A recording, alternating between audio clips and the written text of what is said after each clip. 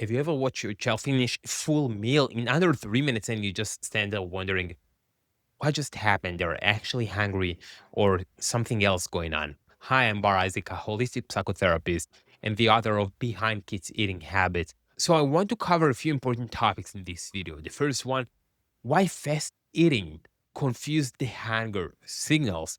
There is a huge reason that we need to eat slower, but most people don't know actually why and how it's working. So we're going to talk about it. The second thing, how fear and scarcity shape eating. We can call that FOMO, right? Fear of missing out. It's something very important that we want to keep in mind.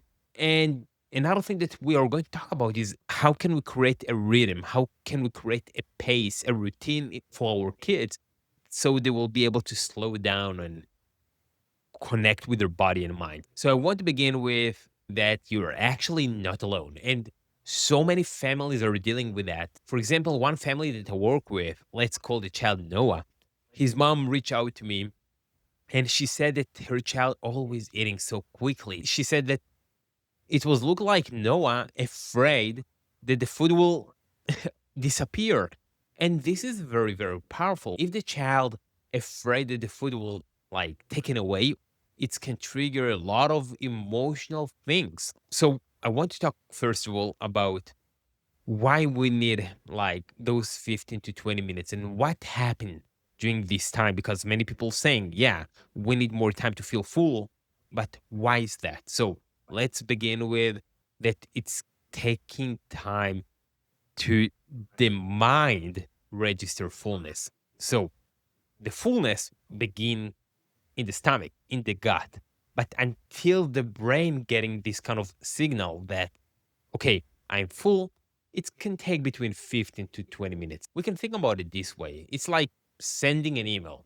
If there is bad connection, it will take a bit more time, or even there is no bad connection, but then it's going to the spam. So it's taking the person a few, minutes to figure out like where is the email. So what causing this kind of delay? It's actually built from multiple things. The first thing that register the fullness in the mind is the stomach, the stretching in the stomach. Those kind of meals that you felt that you just ate too much and you're feeling like you're going to explode.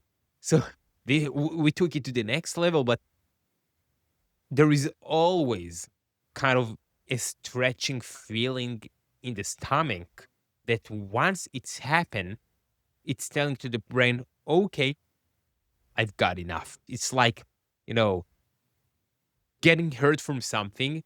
At the first second, you're not feeling anything.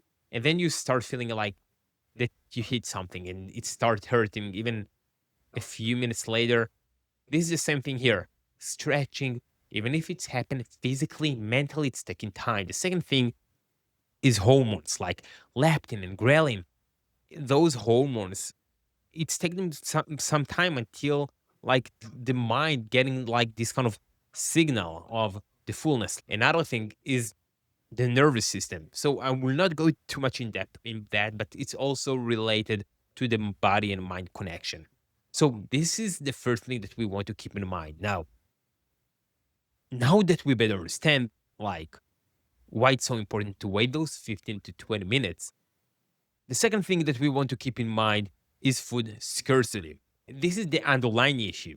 Many times it's not just about waiting those 20 minutes. Many times it's happened for emotional reasons. And more than that, sometimes it's even like a survival mechanism that kicking in. So it's the same way that Noah ate so quickly because he was afraid that the food will disappear. When I'm talking about food scarcity, it's more about a mental state. What does it mean? That mentally the child afraid they will not have a chance to get enough. And when we think about it in this kind of way, when we're saying things like slow down or no seconds, it's actually doing exactly the opposite. The child struggle to slow down. Why? Because they think to themselves, okay, right now I need to eat as much as I can before I will not be able to. And when the child feeling like that, it will be very hard for us to give them advice like slow down. Another thing that can happen is like learned behavior. Let's say that there is multiple kids at home, siblings, brother and sisters, and they're sharing the same food. And there is almost kind of a competition about, like, let's say, about the favorite dish that they really like the mac and cheese. So what actually happened? Everybody will eat as much as they can, fast as possible, to get what they want as much as they want. It can also happen because we're rushing the meal because we need to go somewhere. So if there is always rush meals or rush snacks, like finish your meal very quickly because we need to go. This is also a learned behavior. And over time, it will become not so great habits because the child will continue doing that out of habit. And when we're eating quickly, as we said, we're skipping the body mind connection, which take between 15 to 20 minutes, and it will lead to ask for seconds and even thirds.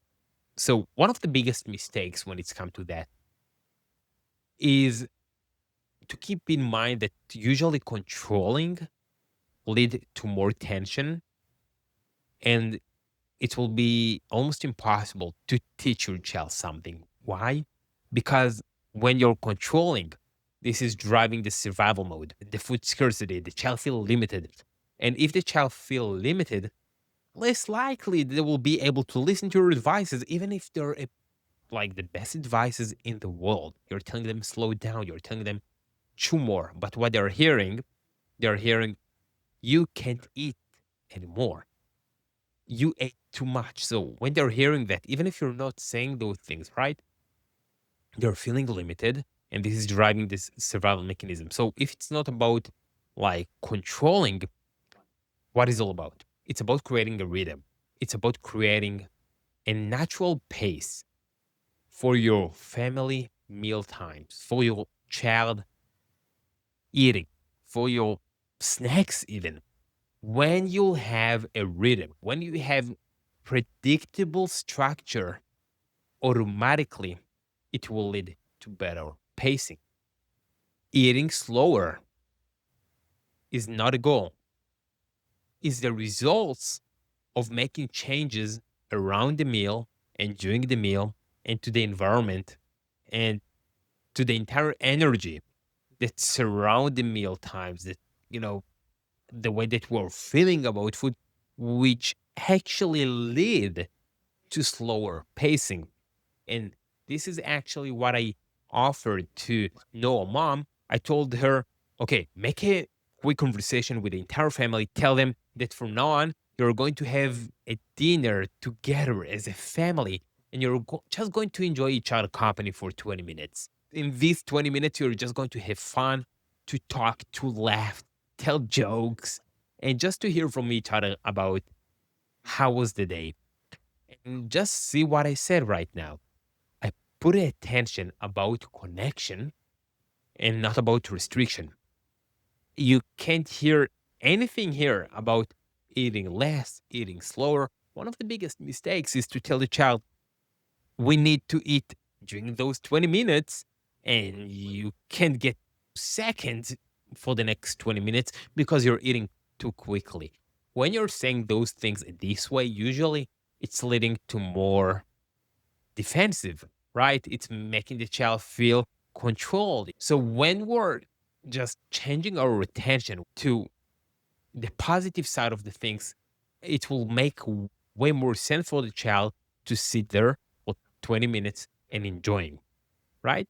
Another trick that we can do about it is to tell the child something like, and don't worry, if you want second, you absolutely can get it. But during those 20 minutes, my goal is that we'll just sit down, have fun, and talk. And if you feel that you want something after that, you always can. Many times, automatically, the child will slow down their pace because they figure out that, okay, I can eat quick, I can eat slow, doesn't matter what, in those 20 minutes, I'm here on the table. Okay, we're not limiting seconds, we're just saying, like, this is the time that we have. We're going to have fun. And just because of that, it will gradually lead them to eat slower because they will not feel rushed to go for seconds, or because they're afraid that the food will disappear because the other siblings fighting on that, right? But Another thing that we want to keep in mind in the end of the 20 minutes, don't ask your child, so Noah, are you hungry? I can promise you. I can promise you, if you ask this kind of question, you will always hear from a child, yeah, I'm actually hungry, even if they'll feel full, right? So please don't ask that because they will always ask for more. Just let this thing happen naturally. Trust your child feeling. Don't remind that to them because then you're creating an external cue. Okay, what does it mean? External cue is that you said something that triggered in them the hunger feeling, even though it's not a real hunger. It's not a physical cue.